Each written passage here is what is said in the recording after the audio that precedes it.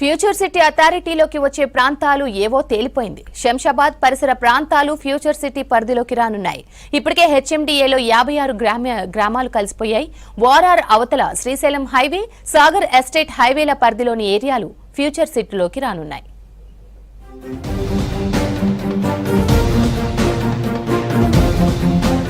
బల్దియా HMDA తరహాలో future city అభివృద్ధి కోసం ఫ్యూచర్ సిటీ డెవలప్మెంట్ అథారిటీ ఏర్పాటు చేసింది ప్రభుత్వం. నగరంలోని 3 సిటీలతో పాటు 4వ సిటీగా ఫ్యూచర్ సిటీని డెవలప్ చేయాలని నిర్ణయించారు సీఎం రేవంత్ రెడ్డి. ఈ అథారిటీ పరిధిలోకి వచ్చే ప్రాంతాలను ప్లాన్ ప్రకారం డెవలప్ చేయనున్నారు. దీంతో ఏ ప్రాంతాలు ఇందులో కలుస్తాయన్న దానిపై చర్చ జరుగుతోంది.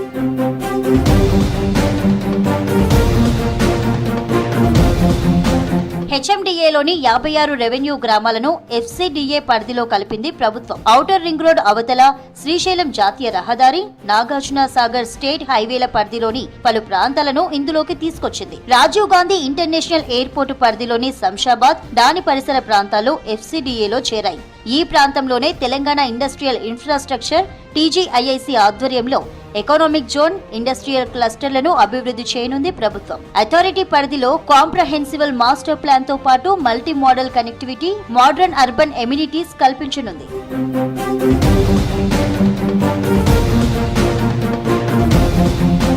ఇక భవిష్యత్తులో ఈ ప్రాంతంలో రేడియల్ రోడ్లు, మెట్రో రైల్ కనెక్టివిటీని కల్పించనుంది ప్రభుత్వం. అథారిటీ పరిధిలో young India skill university and education హబ్లతో కలిపి 12 జోన్లుగా విస్తరించే అవకాశం ఉందని అధికారులు చెబుతున్నారు.